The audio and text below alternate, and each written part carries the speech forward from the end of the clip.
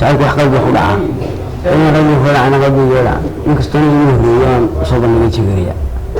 شواريا سيدبا مركو أحمد كوسو بلغي تعالك سيدبا تقول درين سادو سيدرين لو يوصل بلغي أنا ونسيدرين لو نبغي iyadoo ka bilaabmaysa helitaan guurku waa dhacdo ay ku midoobaan nin iyo gabadhi kuwaasoo hadafkoodu yahay inay nolosha wadaagaan tafiirmaan iskana caawiyaan waayaha nolosha mid dhaqaale iyo sidoo kale mid jacaylba barahay bulshada ku kulanto baryihii u dambeeyay waxaa dhex qaadayay sawirada Juweeriya iyo Axmed oo ah lamaanihii ugu dada yaraa ee geyga Soomaalida isku guursadaan la markaana ku aqalgalay gobolka Togdheer gaar ahaan degmadiisa Burco lamaanahan dadan yar leh ayaanu kula kulannay mid ka mid ah hoteelada magaalada Burco waxaana na dhex martay sheeko aad u xiiso badan Juweeriya iyo Axmed waxay isku barteen hawdka Burco gaar ahaan tuulada Sibiley oo hoos timaada gobolka Togdheer halkaas oo iskugu yimaadeen madal aroos oo dad badan kulmisay taasoo Axmed uu shaqaynayay arooskaasi ka dhacay tuulada Sibiley maadaama uu wato gaari baabuurtan xamuulka qaada oo u kala goosha hawdka Burco iyo sidoo kale magaalada Burco isla markaana halka ka amba qaaday jacaylkoodan hadalhaynta badan dhaliyay Juweeriya iyo Axmed lamaanahan ugu dada yar leegayga Soomaalida ayaa ay tahay dadoodu 15 jiro nolosha qaybsaday Juweeriya iyo Axmed waxay xiriir caafimaad qaba oo jacayl lahaayeen 2 bilood taasina waa ta dhaxal siisay maanta inay nolosha qaybsadaan Juweeriya iyo Axmed waxa qabada kamay hor iman markay guurkooda u soo bandhigeen eheladoodii waxaan sameeyay miisii shaqaalada aan isku baranay yaasmin iyo aroos ka dhacay ay madaxsanaha kadib arooskaas isku baranay igo farqooyin fahmin bilaa hawliyada marka la socdaan soo qaaday in waraadkooda magaalada kana Burco kadib lama kan weydiiyay way sheegtay soo dhacay oo hadalay in ismaamay abahay ma kadib sheegay inta ku saartay صاحبي يقولي كده ولا أنا أصلا أنا يقولي أنت معي ومسكرة مع صاحبه معي أنا لما يقولي كده يا حلي سكاسي ما كده مرة taariikh nololeedkay wuxuu ka soo bilaabmaa gobolka Togdheer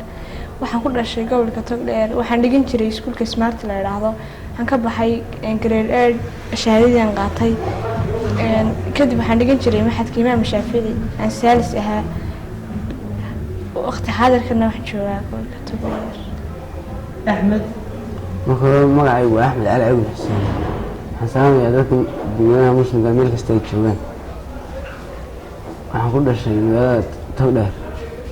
xaafadda Radan waxaan ka dhigtay iskuul waxaan ka baxay dalka Siman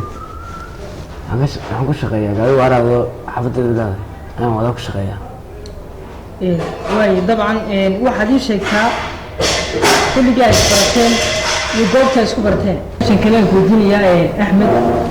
noloshii markii hore aad ku noolayd ee kaliimadahayd iyo tanimka alamanaati teebaa la oran karaa way fiicantahay tanimka jacayliya aan helay Juweeriya waayahay markii aad doonaysay inaad mehersato maadaama sidan u yar tahay oo wiil dhalinyaro oo dayar weliba aad tahay wax carqalad oo ka hor istaagay amba idin hor istaagay lamaanihiina dadayarna inay isguursataan miya ay jireen oo idina kulmay waayahay muddo intee leg ayaa wada hadlayseen Axmed muddo 2 bilood marna khilaaf iyo wax carqalad miyay kala soo dhex galeen 2 bilood ma waxna ma soo dhex marin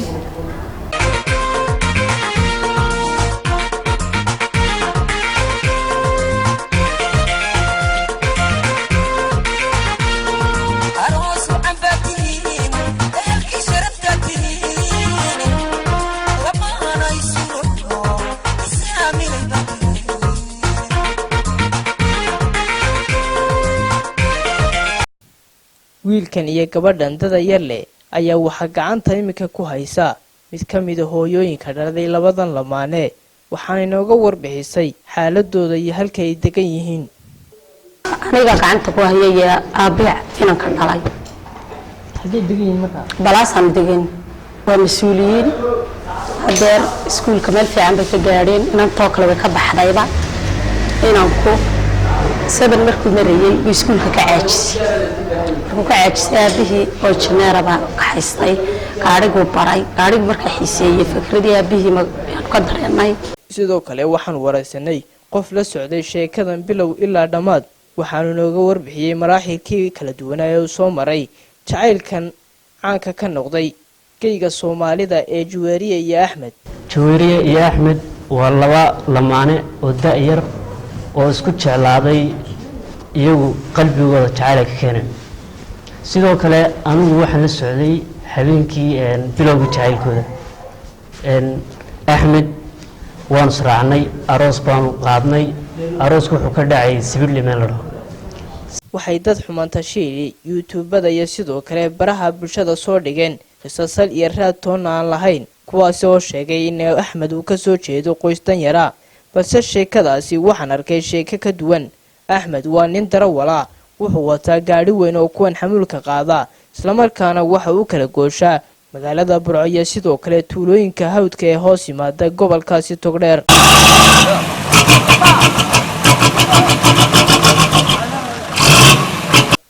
haddaba guurku diintu waa u gargaar shaydaankana waa u goblan iyo hoog waana gaashaan adag oo cadowga eebe laga galo waxaana ku badata guurka ummadda islaamka si ay ula tartanto ummadaha kale. maxamed yuusuf cabdilaahi maxamed wardi telefishinka caalamiga ee Somali Cable TV magaalada Burco.